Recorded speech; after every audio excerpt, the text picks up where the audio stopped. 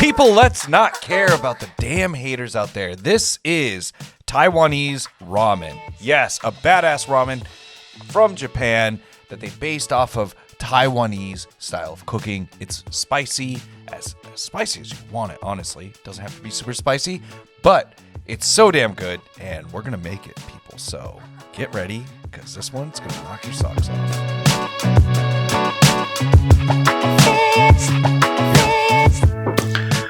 All right, so for today, we're going to be making a really, really good ramen. This ramen is actually based in Taiwanese flavors.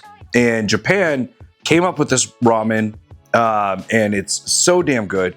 But I'm not going to keep it traditional to the way that they make it. I'm going to be adjusting it.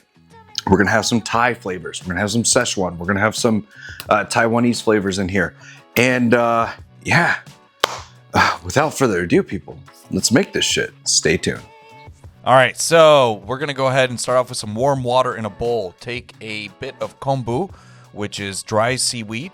You just need like 1 to 2, depending on how many people you're serving, and put it in that water. And then you're going to also do that with some shiitake mushrooms as well, dried shiitake mushrooms. If you cannot find them at your local grocery store or your local Asian grocery store, you can always go online and get some. Let those sit there and steep for about, I would say, an hour. Then we have some chili de árbol here. Yes, chili de árbol. You'd be amazed to know that the chilies from Mexico made its way to China. Yep, that happened. So dry chili de árbol, we're going to go ahead and chop them up. I'm using about 6 to 8. It's up to you how many you really want to use in the recipe.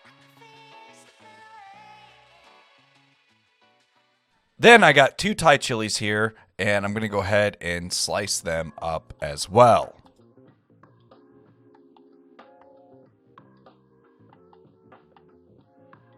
The same for some green onions, so I'm going to take a bunch of green onions, and I'm going to go ahead and basically slice them up into roughly like 1 to 1.5 inches. It's up to you how much you want.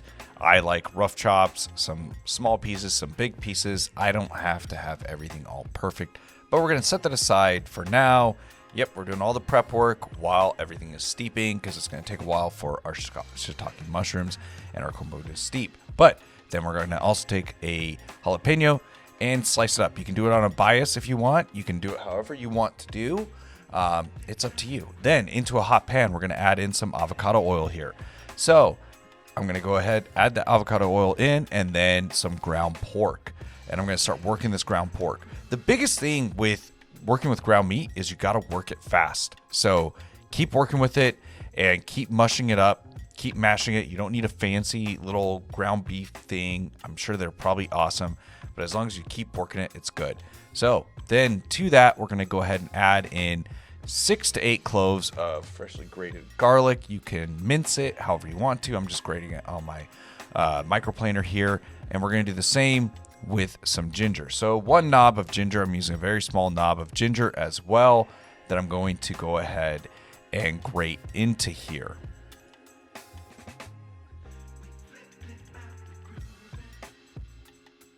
Then I'm going to reduce the heat a little bit, and I'm going to give it a splash of some sake. You don't have to have some sake. It makes a very nice touch in this whole recipe, but if you don't have sake, you could probably use like a really dry white wine or some vodka. That would work as well, but yeah, sake is key in my opinion, but whatever. Then I'm going to go ahead and add in some of my chili de árbol, not all of them, just a dashing of it, and then a little bit of my Thai chilies, save the rest as a garnish later on. And this is some really hot, basically chili oil that I'm going to add in there, and then a little bit of chili garlic as well, and then a splash of some soy sauce. So about a tablespoon of each of those 3 is what you can go with. But be careful with the Szechuan chili oil. It's rough. And add in a little bit of ground pepper. And then into a nice stock pot, we're going to go ahead and add in about 8 cups of some chicken broth. You can go with vegetable broth if you want to. You can go with bouillon if you want to. It is up to you. I just had some extra chicken broth that I wanted to use before it went bad. So we're going to go ahead and add that in there. And we're going to add a little bit of that water from the kombu and the shiitake mushrooms. And drop those in the pot, and about 1 to 2 tablespoons of some oyster sauce. This is going to be crucial for the broth. I like quite a bit of oyster sauce, but it's up to you. It's really awesome. And then about 2 to 3 tablespoons of some soy sauce, and we're going to grate 1 knob of ginger, and we're going to do the same with some more garlic. Not too much garlic because we already did that in the pork, but maybe about 1 to 3 cloves of some garlic. All right, then we're going to go ahead and add in about 1 to 2 tablespoons of some sake, and we're going to bring this to a boil. That's really crucial here. We want to bring that broth to a boil, and then about 5-10 minutes after it's at a boil, I would say 15-20, honestly, go ahead and remove that shiitake mushroom and that kombu, and we are ready to plate. So we've got our ramen noodles here, and then we're going to go ahead and drop in our pork. Put that in there, and ramen noodles, you can find them online or in your store. I'm not talking about the ones from Top Ramen. Okay, they're different. Then we're going to go ahead and add in our broth. And, of course, we're going to garnish with our jalapenos, our awesome Sichuan chili oil here, which is very spicy. Be careful. A little bit of our Thai chilies, some of the green onions that we sliced up earlier, and then, of course, a nice fried egg, sunny side up, ready to ooze. That sounded bad, but there we are, people. This one was awesome. All right, and we are all done. So here it is. Looks really damn good. Can't tip it too much because I like a little bit more broth. But we'll get a little bit of the broth real quick here.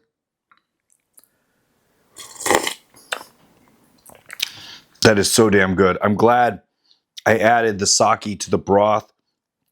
It's got a lot of umami flavors in there, and it's really well balanced. It's a really damn good broth. Gonna go ahead and just kind of dig into some of the ramen noodles here with some of that pork.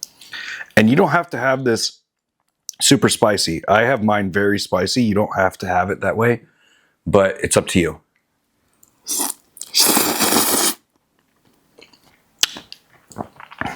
That is damn good. Probably my favorite ramen that I've ever made. I don't know what to say, people, but let me eat this, and yeah, cheers. I'm out.